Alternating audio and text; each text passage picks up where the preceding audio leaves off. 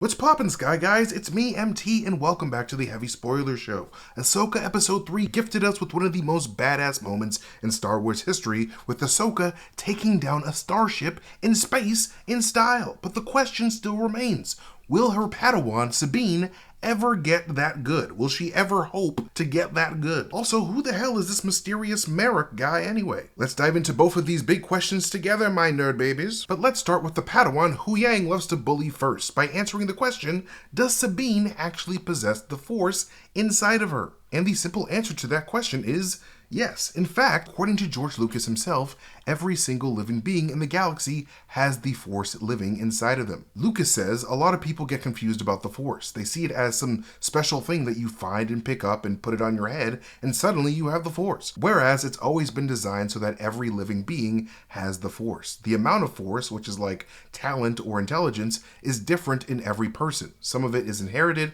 but it's no more than a talent. It's not something that you can acquire, it's something you can learn to use. I have the power to lift that cup off the table using the Force, but I can't do it unless I have been trained to do it. End quote. Because the Force is the very invisible energy field that binds all of life and the very galaxy together, the Force resides in every single living being, even animals. It simply boils down to a person having the professional guidance to be able to tap into their own inner power. And some people are born more blessed than other people, due to having a higher presence of little microscopic organisms in their blood called midichlorians. Yes, I know, I just said the M word without the M word pass from the internet. But as controversial as the concept of midichlorians are, they're actually super important to the science of wielding the Force in general in the Star Wars universe. Because these little microbes that exist in every single living being in the Star Wars galaxy have a direct connection to the Force itself. And the more of them a person has in their body, the easier it will be for them to connect to the Force. Young Anakin Skywalker in The Phantom Menace is the best example of this, as his ridiculously high midichlorian count is what led him to be able to tap into the Force without any training. Like, that kid would not have been able to win that pod race or have been able to blow up the droid control ship over Naboo without that cellular advantage of having a midichlorian count higher than Master Yoda himself. And it's an advantage that his children Luke and Leia and his grandson Ben all share through genetics. This all being said, though Sabine doesn't have a high midichlorian count of 27,000 like Anakin Skywalker did, she, like every living being, does have midichlorians living inside of her cells. She just very likely doesn't have a whole lot to make her as naturally talented as Anakin Skywalker or any of the other Jedi of the Fallen Jedi Order, because the Jedi literally went out to look for children with high midichlorian counts. This is the significance of Grogu's existence in The Mandalorian. The Empire, with the help of Dr. Pershing, was experimenting with the high amount of midichlorians in Grogu's blood on the road to eventually producing the insanely powerful dark side clone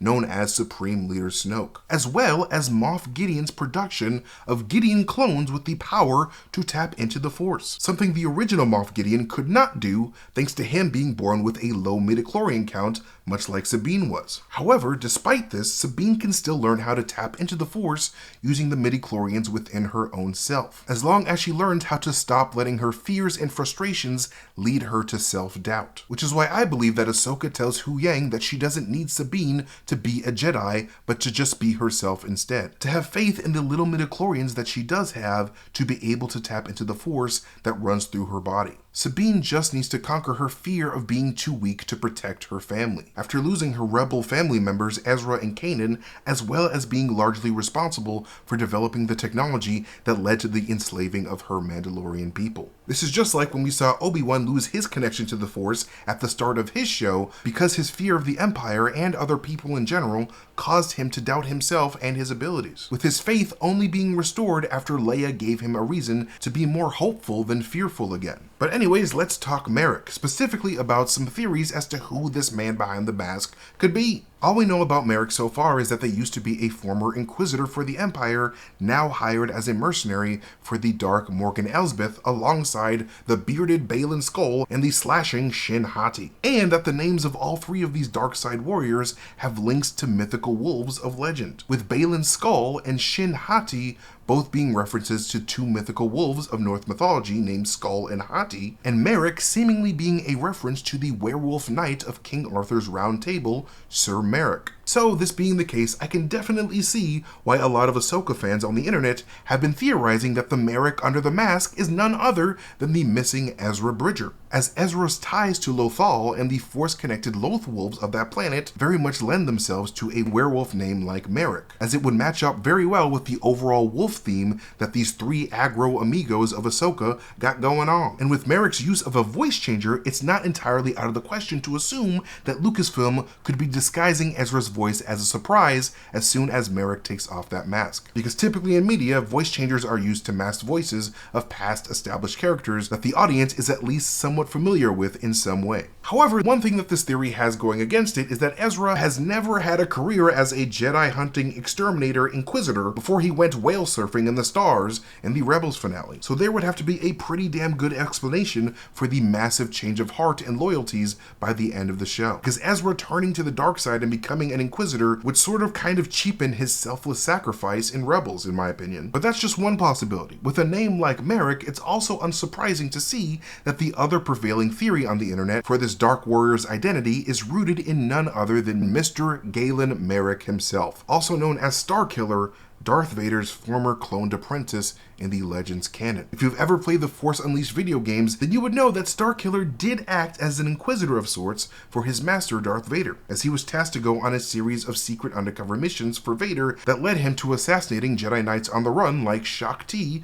and Kazdan Paratus. After becoming a fast favorite, fans of the Force Unleashed video games were super bummed to find out that all of those games were no longer canon following Disney's acquisition of the Star Wars property. However, with the recent reintroduction of elements of the Legends canon slowly creeping into the modern Star Wars narrative, a new introduction for Starkiller would not be out of the question, especially considering that Ahsoka is a story revolving around Grand Admiral Thrawn, another character from the Legends continuity that Star Wars Rebels seemingly revived for their upcoming adaptation of the Heir to the Empire story that is reportedly coming very soon. Dave Filoni and the gang at Lucasfilm seem to be perfectly fine with digging into the Legends canon for some inspiration. I mean, hell, Lucasfilm even had Hera name her son Jason Syndulla, seemingly as a shout out to Han and Leia's evil dark side son from the Legends canon, Jason Solo. So Starkiller, Darth Vader's apprentice, being recanonized in a new way as an Inquisitor in a show about Anakin Skywalker's apprentice Ahsoka would be extremely appropriate, as it would be exciting to see these two apprentices clash, especially since the last season of The Mandalorian has recently underscored the Empire's interest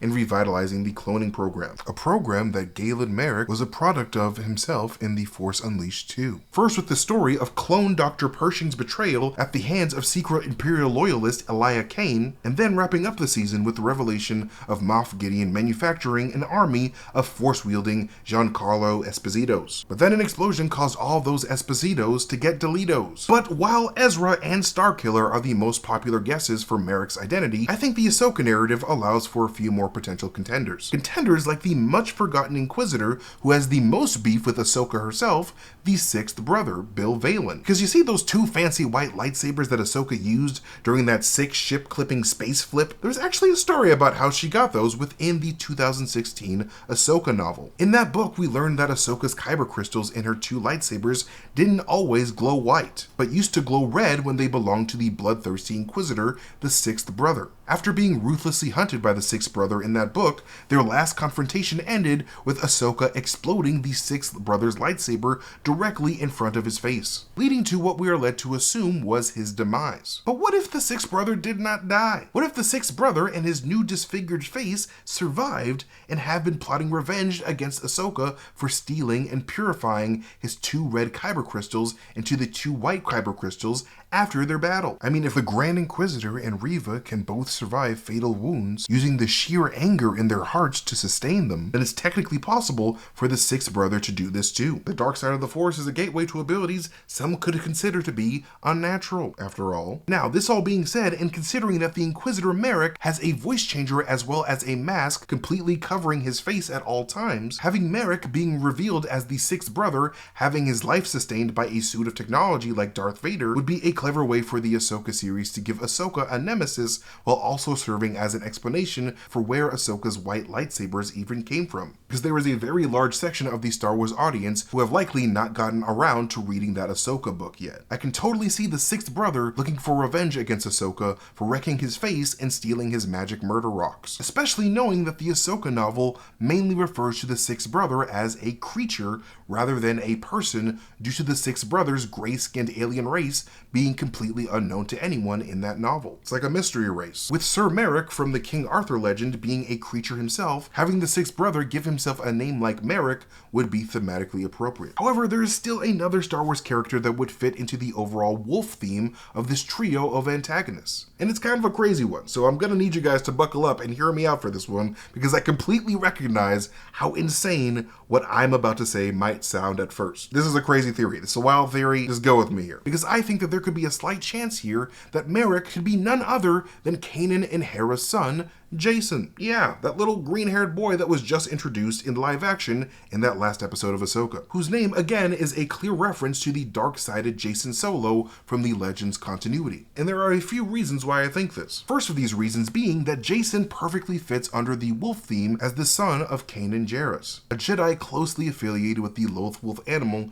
native to Lothal. I mean, hell, after cooking himself alive to save his friends, Kanan appears to have been reborn in the form of a loath wolf named Doom that guides Ezra on his journey. So since Jason's father is symbolically a wolf, this would make Jason symbolically half-wolf, much like a werewolf like Sir Merrick the Knight in King Arthur's tale is. But obviously that is not enough to explain how some green-haired little boy who wishes he could be a Jedi could possibly lead a secret double life as an evil dark side mercenary at the same time. Well, I believe that there is a slight and super wild chance here that Merrick could possibly end up being Jason from the future, and that this adult Jason secretly wants to make sure that the kid Jason version of himself travels to the past to be brainwashed by Palpatine's Inquisition and become Merrick by tempting his younger self with a way to try to save his father Kanan from dying. And this is where the concept of time travel comes in, a concept tightly associated with Ahsoka the person, as well as the very design of the Ahsoka show logo. If you watched my last Ahsoka video going over the first two episodes, I bring up the idea that the Ahsoka logo itself being purposely modeled after the world between worlds, the cosmic shortcut through time and space manifested by the cosmic force that Ezra uses to save Ahsoka's life from Vader's clutches in Star Wars Rebels, with the blue background of the logo representing the galaxies of the cosmos and the white letters in front of it representing the world between worlds itself, with the two letter A's and the O representing the triangular and circular gateways. I believe that this is a massive piece of symbolic foreshadowing for a possible return to the world between worlds for Ahsoka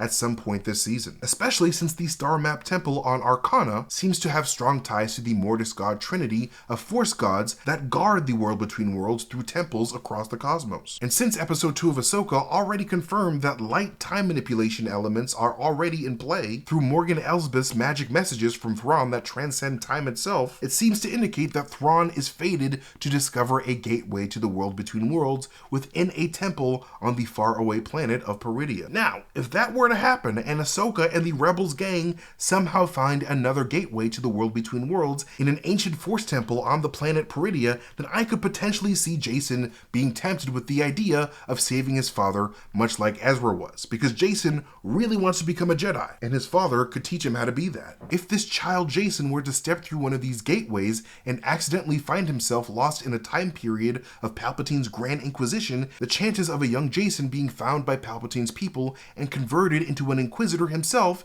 is quite high in my opinion, as Palpatine was very interested in recruiting young children like Reva and using torture to make them his loyal soldiers. So if Merrick were to manipulate or even convince Jason to go back in time to be molded into an Inquisitor by tempting this young Jason with a way to cheat death, Merrick would have successfully used the world between worlds to ensure his own descent into the dark side. Because as soon as Kid Jason were to get lost in the past, Ahsoka would be powerless to do anything about it, as she is completely against using the world between worlds to alter history. But that's just my assessment on Sabine and Marrok. Let us know what you guys think in the comment section below. But anyways, thank you guys so much for watching this video. You can follow me at Messertainment on Twitter or Instagram or wherever I am on the internet if you guys want to see me post some weird shit. But most importantly, do not forget to subscribe to Heavy Spoilers because we got some really great things for you guys all the time because we love you guys. But anyways, thank you guys again for watching and I'll see you guys later. Goodbye.